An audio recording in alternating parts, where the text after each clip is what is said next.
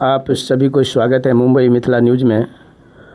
अभी मैं आ चुका हूँ मीरा रोड में और ये देख सकते हैं मशहूर कलाकार सिंगर श्री मनोरंजन झा जी के पास। और इनके नाम अगर जो आप कितनी भी बड़ाई करें तो शायद कम है, क्योंकि इनकी गीत के माध्यम से जो इन्होंने जो परचम अपने लहराए हैं हर जगह पे। अगर आप लोग YouTube पे देखते होंगे तो ये मनोरंजन झा जी, ये हमारे बड़े भाई जी हैं।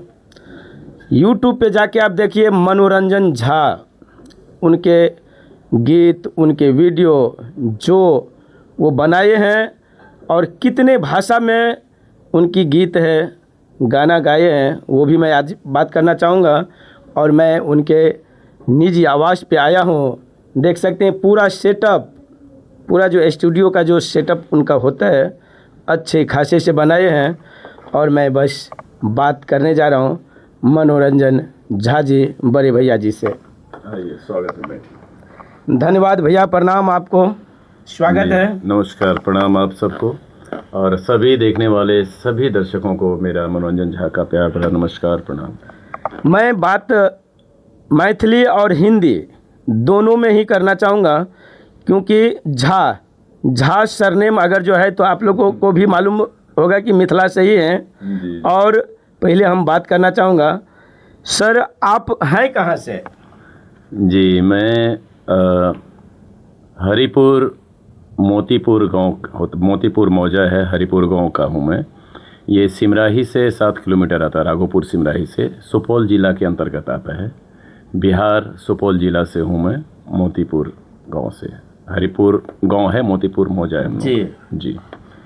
तो आप अपने थोड़ा जो स्टार्टिंग से थोड़ा कुछ आप बताते जाइए कि दर्शक लोग जो भी देखे, क्योंकि अपने मिथिला, खास करके मिथिला की मैं बात करने जा रहा हूँ, ऐसे तो पूरा बिहार में यही है, जो अच्छा चीज़ रहते हैं उनको शायद देखा नहीं जाता है। आज के आपको भी बता रहा हूँ, आप सभी को हीरा की टुकड़ी जो बोलते हैं ना, हीरा की टुकड़ी आप देख सकते हैं, मनोरंजन झा जी है।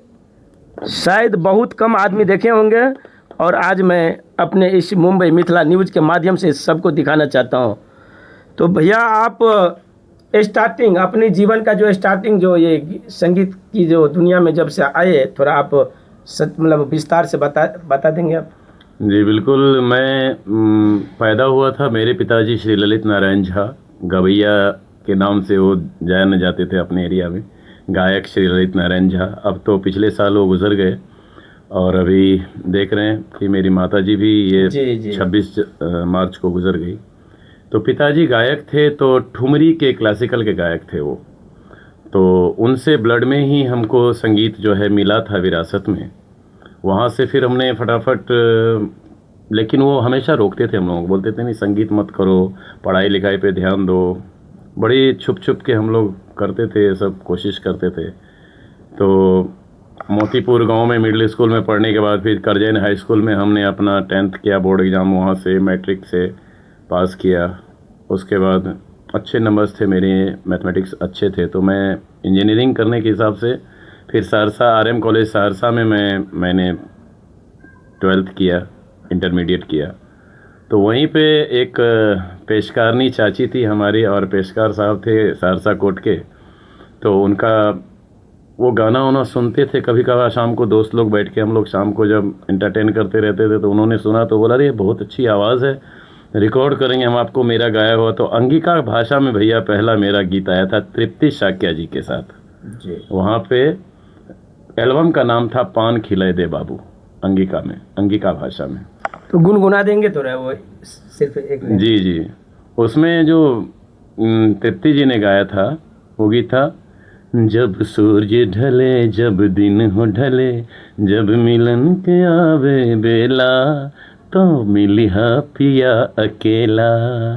ऐसा था मेरा गाना था एक, जो बहुत उस टाइम वायरल हुआ था, चल गे गोरी मेला, चलबे मेला घूमबे गे, कठ घोड़वा पर चढ़बे दोनों, झूला झूलबे गे। तो उस वो टाइम पे शुरुआत हुआ था वहाँ से। तो वो भी मैंने छुप छुप के किया था कॉलेज टाइम पे।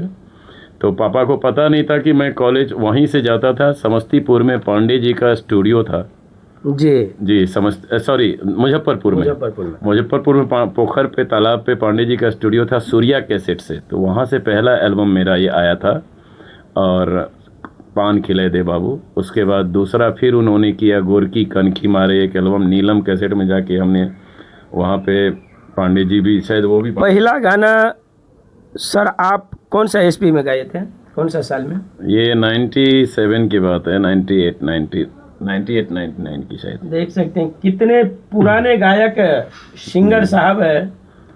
और उस टाइम मैं आपको बताऊं कि छैला बिहारी का बहुत चल रहा था वहाँ पे। जी जी लागल छे प्यार के बुखार, चले चला गंगा के पार। जी।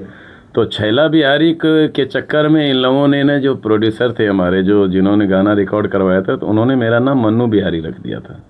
मन्नू नाम से लोग जानते, मनोरंजन झा तो मेरा नाम है सर्टिफिकेट नेम, तो मन्नू बिहारी नाम से ये लोग। तो उस टाइम फूल सिंह ऑर्केस्ट्रा चलाते थे वहाँ पे। तो उसमें तृप्ति शाक्या, छैला बिहारी सब लोग थे, उसमें मैं भी था उसी ऑर्केस्ट्रा में। तो मैं भी जूनियर कलाकार था, छैला बिहारी लोग पहले सीनियर थे। मैं तो कॉलेज में पढ़ते पढ़ते छुप छुप के कार्यक्रम करता था। फिर उसके बाद 99 में कंप्लीट होने के बाद, 12th करने के बाद मैं दिल्ली चला आया इंजीनियरिंग करने के लिए। IIT में मैंने एडमिशन लिया, वहाँ पे एडमिशन लेने। उस बीच में बहुत सारे कार्यक्रम गांव में भी होने लगे थे। कुंज बिहारी जी, कभी कभी कुंज बिहारी जी, ये सब लोग के साथ वो सब मतलब पैरेलल उस टाइम चल रहा था। तो हम भी लगभग उसी लेवल में हमारा कार्यक्रम चल रहा था वहाँ पे, छुप छुप के, पिताजी से बच बचा के। तो एक्सप्लोर नहीं कर पाते थे। फिर जब दिल्ली चले आए तो दिल्ली में IIT करने लगे वहाँ भी, लेकिन संगीत को मैंने छोड़ा नहीं। मैं चुप चुपके से अपना करता रहता था, रियाज वगैरह करता रहता था, क्योंकि सब चीज़ तो देखा हुआ ही था। और फिर उसके बाद दिल्ली में IIT करने के बाद, जब IIT कंप्लीट नहीं हुआ, 6 महीना कोर्स करने के बाद, फिर पारिवारिक कुछ चीज़ें ऐसी आई कि पता है आपको। जी जी बिल्कुल। तो मैं फिर सोचने लगा अब क्या किया जाए। जी। तो कुछ लोगों ने सजेस्ट किया कि आप कंप्यूटर कोर्स कर लीजिए, और कंप्यूटर कोर्स करके जो है 7-8-9 हज़ार की नौकरी मिल जाएगी आपको। मैंने कहा मैं इसके लिए तो पैदा नहीं हुआ हूँ जी। मैं या तो इंजीनियर बनूंगा, लाखों करोड़ों कमाऊंगा, जी। या तो फिर देखा जाएगा। फिर मैंने फैसला लिया, और रात को मम्मी पापा सब गांव गए हुए थे, बड़े भाई भी, उनकी शादी हो चली थी, तो वो भी अपनी फैमिली को लेके गए थे अपनी साली के। तो मैंने घर लॉक किया, चाबी गेट के नीचे से अंदर डाल दिया, एक बैग लेके 1600 रुपये, जो मैं वहाँ ट्यूशन पढ़ाता था दिल्ली में, खुद ट्यूशन पढ़ाता था, पढ़ता भी था मैं।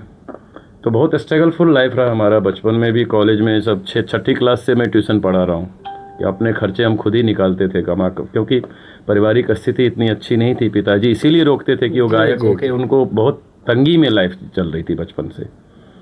तो ऐसे में फिर हमने वहाँ से, मैंने फैसला, हार्ड डिसीजन लिया और चाबी अंदर डाली, और वहाँ से पश्चिम एक्सप्रेस पकड़ के मैं मुंबई आ गया। मुंबई पहुँचने से पहले अब मुझे ये भी नहीं पता था कहाँ जाना, किसके यहाँ जाना है, क्योंकि कोई एक बंदा मेरी पहचान का मुंबई में था नहीं।